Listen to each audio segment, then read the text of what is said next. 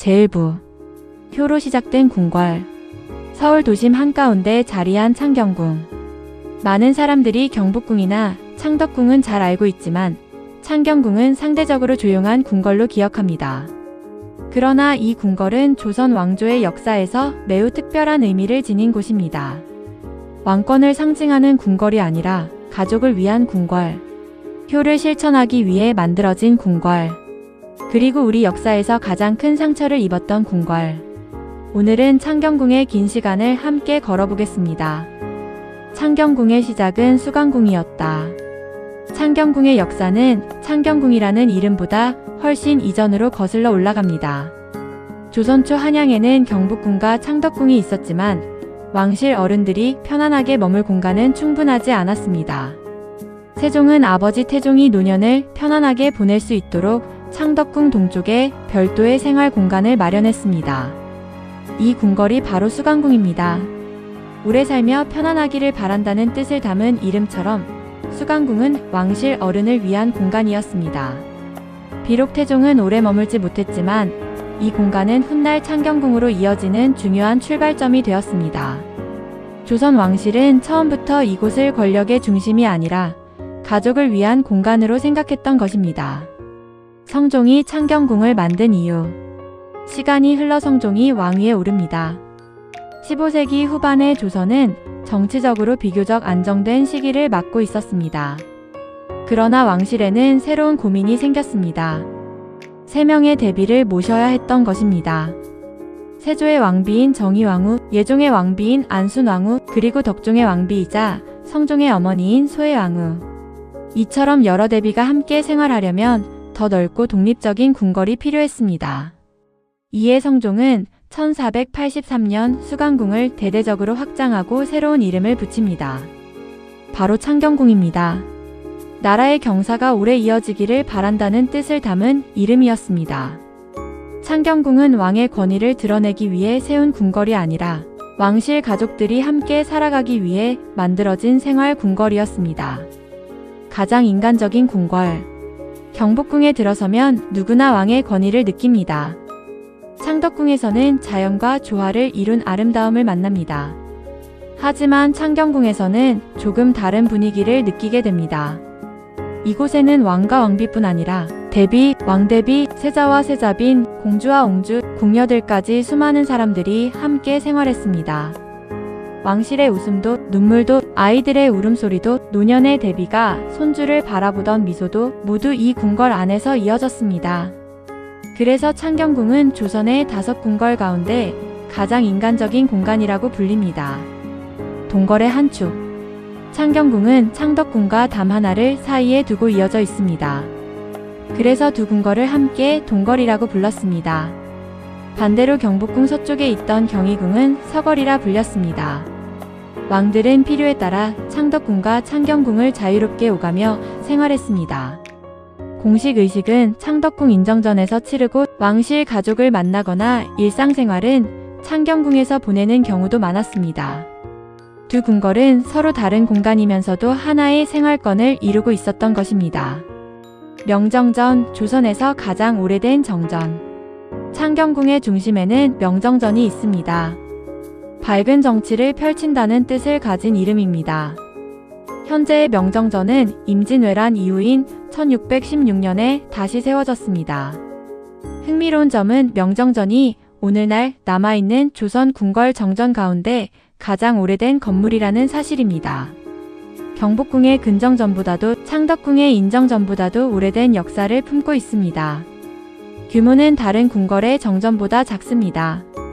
그러나 오히려 그 절제된 아름다움이 창경궁의 성격을 잘 보여줍니다. 창경궁은 권위를 과시하기보다 생활을 중심에 둔 궁궐이었기 때문입니다. 왕실의 하루가 시작되던 곳. 명정전에서는 왕의 즉위식과 조회, 외국 사신 접견 같은 국가 행사가 열렸습니다. 하지만 창경궁의 진짜 이야기는 화려한 행사보다 일상에 있습니다. 새벽이면 궁녀들이 분주하게 움직이고 내시들은 대비전으로 소식을 전했으며 왕실 아이들은 예법을 배우고 글을 익혔습니다. 왕비는 대비에게 문안을 드렸고 대비들은 함께 차를 마시며 왕실의 안녕을 기원했습니다. 창경궁은 정치의 무대라기보다 왕실 가족의 삶이 이어지는 집이었습니다. 효를 실천하는 공간. 조선은 유교 국가였습니다. 유교에서 가장 중요한 덕목 가운데 하나는 효였습니다. 왕도 예외가 아니었습니다. 오히려 왕은 백성들에게 효의 모범을 보여야 했습니다. 창경궁을 넓히고 대비들을 정성껏 모신 성종의 결정도 이런 유교 정치의 연장선에 있었습니다. 왕이 부모를 공경해야 백성도 부모를 공경한다.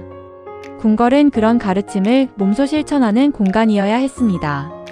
창경궁은 단순한 건축물이 아니라 조선이 중요하게 여긴 가치관을 보여주는 공간이었던 것입니다. 평화는 오래가지 않았다. 그러나 창경궁에도 시련의 시간이 찾아옵니다.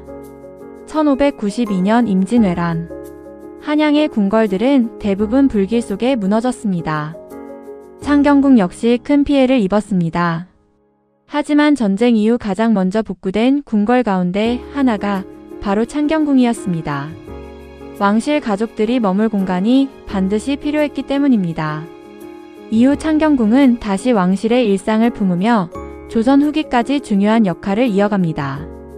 그러나 이보다 더 큰 상처는 20세기 초 일제강점기에 찾아오게 됩니다. 궁궐이 더 이상 궁궐이 아닌 전혀 다른 공간으로 바뀌는 비극이 시작된 것입니다. 다음 이야기. 다음 제2부에서는 창경궁의 주요 전각들을 함께 걸어보겠습니다. 명정전과 문정전, 통명전, 환경전은 어떤 역할을 했을까요? 왕비와 대비는 어떤 하루를 보냈을까요?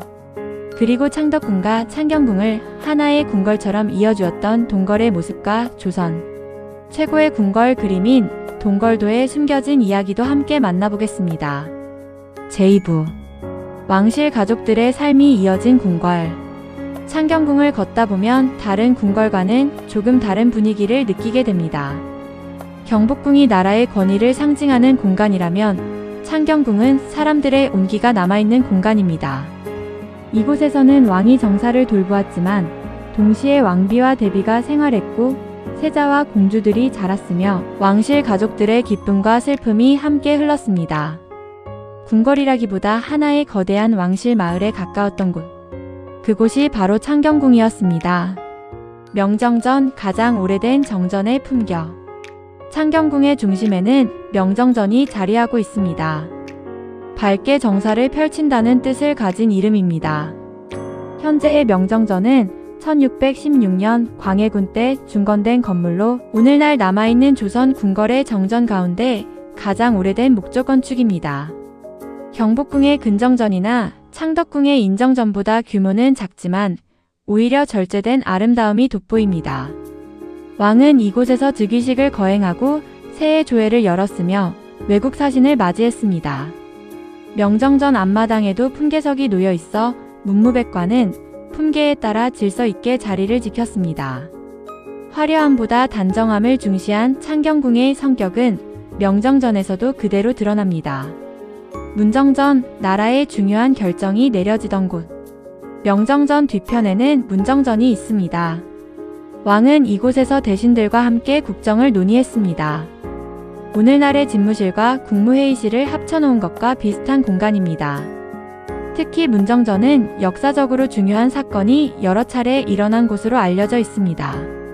중종 때에는 개혁 정치가 논의되었고 명종 때에는 문정왕후가 수렴청정을 하며 정치에 깊이 관여했습니다.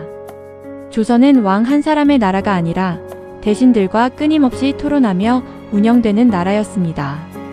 문정전은 그러한 정치 문화의 중심이었습니다. 통명전, 왕비가 머물던 공간. 창경궁에서 가장 아름다운 전각 가운데 하나가 통명전입니다. 이곳은 왕비의 침전이었습니다.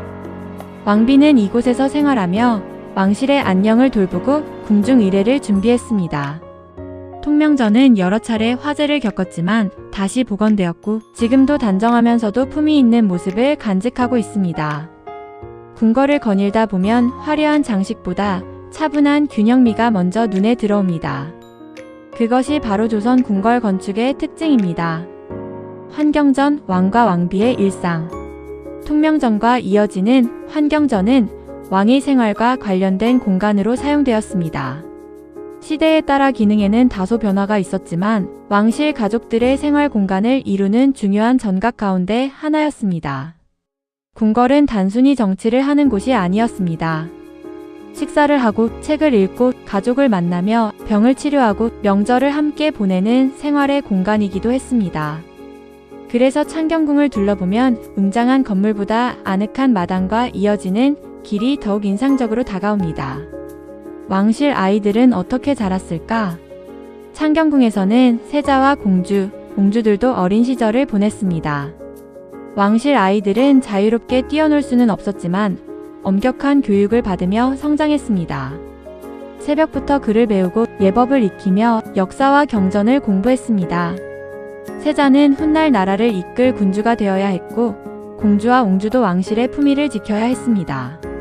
창경궁에는 아이들의 웃음소리와 함께 왕실이 지닌 무거운 책임감도 늘 함께했습니다. 동궐 하나의 거대한 궁궐. 창경궁을 이해하려면 동궐이라는 개념을 알아야 합니다. 창덕궁과 창경궁은 담장 하나를 사이에 둔 이웃 궁궐입니다. 왕은 두 궁궐을 자유롭게 오가며 생활했고 공식 행사는 창덕궁에서, 가족과 일상은 창경궁에서 보내는 일이 많았습니다. 그래서 당시 사람들은 두 궁궐을 따로 보지 않고 하나의 궁궐처럼 여겼습니다. 오늘날에도 두 궁궐을 함께 둘러보면 조선 왕실의 생활을 더욱 입체적으로 이해할 수 있습니다. 동궐도 시간을 기록한 궁궐지도. 이 동궐의 모습을 가장 생생하게 전해주는 문화재가 있습니다. 바로 동궐도입니다. 19세기 초에 제작된 이 거대한 궁궐. 그림은 창덕궁과 창경궁을 위에서 내려다본 것처럼 세밀하게 그려놓았습니다. 건물 수백 동은 물론이고 담장, 우물, 나무, 연못, 다리, 길의 방향까지 매우 정확하게 묘사되어 있습니다. 사진기가 없던 시대에 이렇게 정교한 그림을 남겼다는 사실만으로도 놀랍습니다. 오늘날 문화재청과 연구자들이 창경궁과 창덕궁을 복원할 때에도 동궐도는 가장 중요한 참고자료 가운데 하나입니다. 역사를 기록하는 그림 한 장이 수백 년 뒤 문화유산을 되살리는 열쇠가 된 것입니다. 춘당지, 왕실의 논에서 연못으로. 창경궁 안에는 아름다운 춘당지가 있습니다. 많은 사람들은 처음부터 연못이었을 것이라고 생각하지만 원래 이곳은 왕이 직접 농사의 중요성을 보여주기 위해 마련한 내농포, 즉 궁궐 안에 논이 있던 자리였습니다. 왕은 백성들에게 농업의 소중함을 알리기 위해 직접 밭을 갈고 모를 심는 의식을 행하기도 했습니다. 그러나 일제강점기에 궁궐이 창경원으로 바뀌는 과정에서 이 공간은 크게 변형되었습니다. 논은 사라지고 연못의 형태도 달라졌습니다. 지금의 춘당지는 아름답지만 그 안에는 궁궐 본래 모습이 바뀌어버린 역사도 함께 담겨 있습니다. 다음 이야기. 창경궁은 조선시대 내내 왕실 가족들의 삶을 품어주었습니다. 하지만 20세기에 들어 궁궐은 전혀 다른 운명을 맞게 됩니다. 일제는 왜 궁궐에 동물원과 식물원을 만들었을까요?